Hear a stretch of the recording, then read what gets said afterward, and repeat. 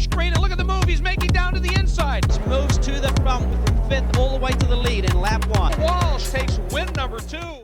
Peter Walsh.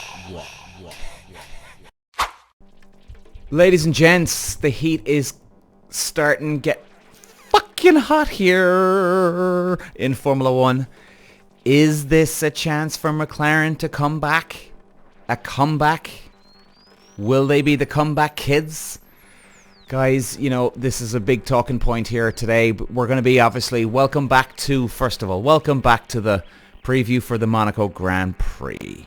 We're going to go through the championship positions. We're going to go through some of the news, guys, and a couple of talking points as well. And, of course, we'll look at the track in detail, the most important corner, etc. And we'll look at some of the predictions and where we're going here. So, this is a big talking point, I think, guys, here at the moment. And, okay, 2 races ago, Lando Norris wins. He did get lucky. Yes, he did. There's no question about it. That's not me saying, oh yeah, we'll mind them and putting it down. Absolutely not. I was actually really happy for Lando Norris. I was over the moon. I was over the moon because he just seems like he does seem like a nice guy, in fairness. But most of all, I was really happy to see McLaren back up there again in the winning position, man. It was awesome to see. Now, going forward, if you listen to my last podcast, I'm thinking this is a comeback for McLaren. Maybe I'm getting a little too carried away. Maybe, just maybe, just a touch. I want to just make sure our 2 feet are firmly on the ground here, guys, because at the end of the day here, the team have to make sure that they get a balance on all types of track. Now, in Italy, 2 races ago, Lando Norris wins. Then they go to Italy. They're right on the pace, okay? They're just off Verstappen. Just off him, which is great. And Piastri was the same thing. So that was good to see. It was a medium speed track. And they had some pace in the race. There wasn't much between it. Now look, at the end of the day, not much between the 2 teams still can mean the world. Can still mean everything at the end of the day. Now, this is where the real test comes in. And this is where it's very exciting to watch too. Now we're going to Monaco, a slow speed track. Totally different track to to Italy last week. Completely different track. This is a completely different track, a slow speed. They're going to get the balance of a car now on a slow speed track. This is the perfect type of track to get the balance for a slow speed style circuit. Italy last week was the perfect medium speed track to get the balance to see how they are. And really it'll top off when we get to Spa. I think that's where will be the big test for high speed tracks for McLaren now. Because really, guys, when you need to have a good balanced car, you need to be balanced and have a good setup and the car handles well on all 3 types. Slow, medium, fast speed tracks. Has to be done. So that's why I'm just that little touch anxious, because I'd love to see McLaren up there again. I'd love to see them now start challenging the Red Bull. Now, at the end of the day, I do think Verstappen had a little bit of a battery problem in the race last week. So we can't get too ahead of ourselves either. And maybe Verstappen and Red Bull are going in with the strategy of, lads, let's just keep our mouths shut. We don't need to go announcing it around to everybody. Let them think they're getting an advantage here and we'll blow them away in the next few races. And then that'll be a real kick in the balls to McLaren. So we just don't know yet. But let's look at the good side of this. This is exciting, guys. Norris has been right up there now. Right up there. A first and second in the last 2 races. And hopefully we get Piastri up there too as well. He's had a little bit of bad luck, but look, hey, that's just the way it is sometimes. But it's starting to get juicy. It's starting to get juicy. So this is great to see, guys. So, moving on. Now, before we get into some of the news here and the championship positions, there was one actually interesting point from my podcast there about Italy last week. I was saying that it really showed how dominant the Red Bull is in general now, okay? Obviously, we can see McLaren in the last 2 races gain an advantage here, right? And maybe there's not that much between them, but again, they're still dominant, okay? They're still dominant, and we don't have the proof of the pudding yet. But I was saying it was just incredibly impressive when you see Verstappen and the Red Bull car going faster in qualifying 3 on that last lap, and everybody else was going slower. Now, I was saying here an interesting comment that came up there a few days ago, and I'm glad it came up because this is a good thing to go through. So the track temperature is a big thing, guys, in motor racing, whether you're in karting all the way up to Formula 1. A track temperature will have a peak on a certain day. In other words, it's at its hottest. And therefore, the cars will go around at the fastest right there. And then it just falls off a cliff. All of a sudden, the cars go slower. This happens at every track you go to in the world. So, now, okay, depending on what kind of track, some can fall off the cliff way more than others, but it always happens. There's always that downhill curve. But the thing was, when all the cars were going slower in Italy here, on that last lap in Q3, qualifying 3, everybody was going slower, but Verstappen was starting to go faster. Now, I said that was like, wow. Now, I personally think what happened here is the team radioed through to Verstappen and said, listen, calm down, relax, everyone's going slower, you don't need to push it here. And just, you know what, you got pole, relax, take it easy, take a breath, save the car. That's what I think that happens, because that happens a lot in racing all the time. Now, an interesting here, this is why I'm bringing this up. Somebody then said, well, actually, Peter, no, that wasn't the case because he got a slipstream from Nico Hülkenberg. Yes, but here's the thing with slipstreams, guys, which you have to remember. A slipstream can work for one corner and one straight. Okay? So in other words, you can gain time, you can gain lap time, yes, when you get a slipstream from somebody. But at the same time, Verstappen was going faster in the first 2 sectors. So do you know the way they split the times down? So in other words, if it's a 1.5-minute lap, all of a sudden they'll count from the start finish to the first quarter of the track or the first third of the track, right? And then they get a lap time on that. Then they go to the next segment of the next section of the track, and then the next one, the third one or the fourth one, right? So for the first section, yeah, he was quicker. Yes, got a slipstream. But that doesn't mean he's going to be quicker in the second section, right? But the thing is, he was. So he didn't get a second slipstream from Nico Hülkenberg. Do you know what I mean?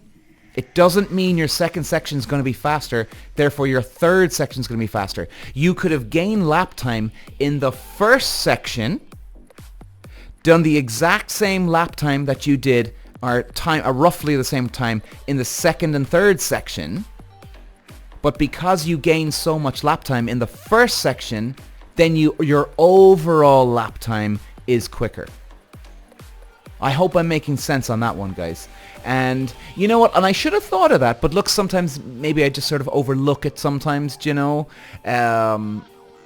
because I suppose sometimes for me, an obvious thing wouldn't be obvious to others, or vice versa. You know what I mean? Some things people would say about things, they'd be like, well, Peter, isn't that obvious? I'm like, oh, really? Do you know what I mean? So like, just knowing the sport. So that's the whole thing, guys, is that you can be quicker in that section, but you might be the same lap time in both the others, but you gain so much time in that first section that's what counted. But the thing was, Verstappen went quicker in the second, then he slowed down in the third. Right? He slowed down in the third. That tells me he got a radio call. Max, take it easy. Calm down. It's all good. There is no need. You've got pole wrapped up here, baby. Job done. In, out, good luck. And that's it. So anyway, I just wanted to clear that up because that was a good comment and it was a good talking point to bring up, guys, actually. And you know, because, and in fairness, you know, if I was watching tennis, I'd probably overlook something that would be obvious to a tennis player, but then they'd be like, oh, right, actually, people maybe don't understand that part, you know what I mean? And just being around the sport for so long. So anyway, yeah, guys, Just because you get a slipstream doesn't mean actually your overall lap time is going to be unbelievably faster, or this or that. It could be the quickest section, etc. Anyway, I've gone through it already. I've gone through it. So anyway, guys, let's move it on. So here we have the championship positions. So before we get into all the other latest news, the driver standings as we speak after the Italian Grand Prix going into Monaco. So in first, Max on 161. In second, Charles. He's overtaken Sergio. So second is Charles with 113. Now he's got a 48-point lead. Max does over Charles. So look, it is a big gap. But then again, guys, we're still early on in the season here that anything can happen. We've seen Max Verstappen already have a DNF this year, which was complete shock. So, you just don't know what's going to happen here. Now, I would say this. When we get past the halfway point, and I would say maybe 2 or 3 races, maybe even the fourth, the 2 or 3 races after the halfway point, now it's starting to go into cement into place where, okay, we've got one guy up for the championship, we've got 2 or 3, Now we're going to have a real idea of where everybody is at, because the clock is running out for the drivers at this stage. But we're still early on in the season, so believe me, anything can happen. I've seen this in motor racing numerous times.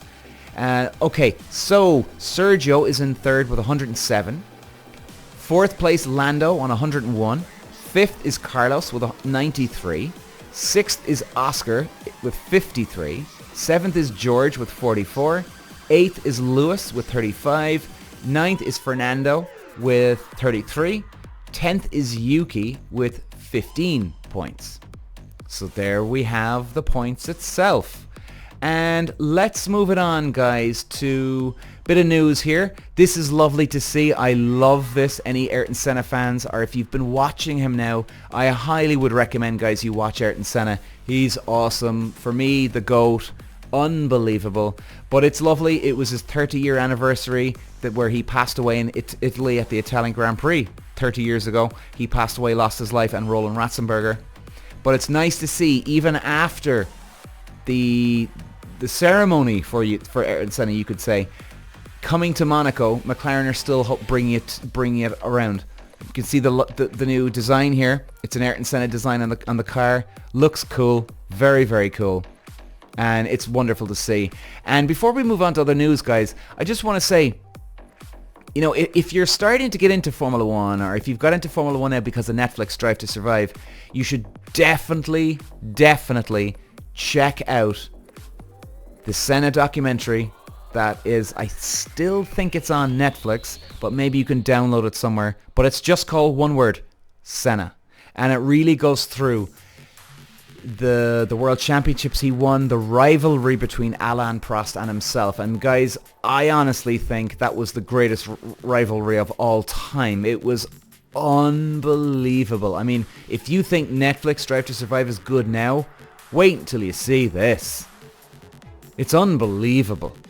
You just see the real passion, the heart of Ayrton Senna, the love he has for the motorsport, and the balls that he never quit, ever. Then versus you got Alain Prost, who is one of the greats anyway, but he was a snake. He was a snake in the grass at times. And, I was a fan of his for a while, until I started really seeing what he was doing. And it wasn't nice. It wasn't cool, man. It wasn't good. It was very disappointing to see that from Alain Prost. However, he was an unbelievable driver. And these two guys went neck and neck. Neck and neck. So guys, honestly, even if it's just a YouTube documentary on Senna, you'll definitely find some stuff on YouTube. Just type in Senna documentary. You'll find some stuff, believe you me. But if you can find that the TV program, it's about an hour and 40 minutes long. So it is a long documentary, if that is any good to you. Check it out, called Senna. It's awesome. It's awesome. So, guys, where are we now? So actually, we're kind of going back to the Norris and Verstappen thing here. So they're now saying here in an article, there wasn't much between Verstappen and Norris. There wasn't, in fairness.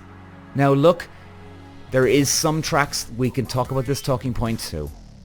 There is some tracks out there that the cars are bunched up very, very close. That a certain team won't get a huge advantage. There's that to consider as well. Now, look, we've spoken about it in a bit of detail, and I suppose, look, we'll see, won't we, really, at this weekend. And yeah, it's going to be interesting. It's going to be really interesting to see how McLaren come out the gates. Will they come out the gate storming this weekend? I really hope they do, man. And it'd be great to see McLaren actually win at Monaco again. It'd be better if it was a Senna in the car.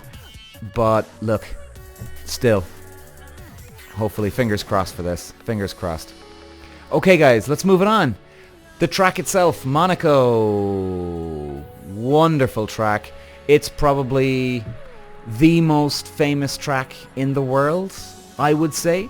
Or probably the most known track, maybe that's the right word. It's a 260 kilometer race distance, 78 laps. It's a long race, and the circuit length is 3.33 kilometers long. Lap record 1.12. Now, for me, guys, the most important corner on the track, I kind of have a little bit of a fight over myself with this one. I'm going to say here, if we zoom in, it's turn 7. So if we just rewind a little bit here, we go to turn 6, so you got the chicane. Really slow, really tight chicane. Now you've just picking up the speed, you go into turn 7. Now, going into turn 7, you're starting to pick up some speed here.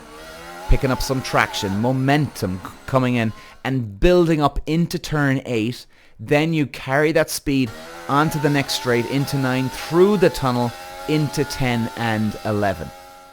Now, you could still argue that maybe turn 12 is an important, very important corner, because if you keep the momentum up through there, you carry the speed through really through 13, 14, 15 and 16.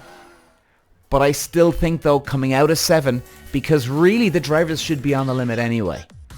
They should be on the limit. They should be right on it going through 10, 11, 12, 13, 14, 15. So getting through 7, because it's still a tight corner, and there's a bit of camber, off camber going through here. The track kind of falls away a little bit from you. So it can catch you just a little bit, you know? And coming out of 6, the chicane, into 7, gotta make sure you get a good run through here. You really do. And if you get a good run through here, 7, it really does catapult you into 8, coming out of 8, going down that straight into the tunnel and into that chicane. And that's really where people can overtake at the weekend. I know a car can literally just sit in first position and literally just block the road like a lot of people have done in the past. And it's all over then for the guy in behind. But if this is going to be any sort of kamikaze move this weekend, this is where it should be at. And this is where there's a chance that you can overtake and maybe take the lead, maybe take second or third or whatever position it is. But I think coming out of 7 is the place. So guys, it's a bit of a short and sweet one today, because we're doing a back-to-back. There's no sprint race this weekend, so we're just doing the normal format. We got the practice 1, 2, 3 qualifying, and of course the Grand Prix, the race itself. And because we're obviously just coming back-to-back, but I think definitely after this weekend there's going to be a bit of drama. It's definitely going to tell us a lot about where McLaren are at now. Right, because if they tick this box here, as in if they've got a balance at a slow speed track, a medium speed track, and a high speed track, they need to tick all 3 boxes. They've ticked the Italian one. I honestly think I wouldn't give them a red X. I'd be giving them a green tick here. They've got pace at the Italian Grand Prix. Now, look, Verstappen still got the win, but they've got the pace.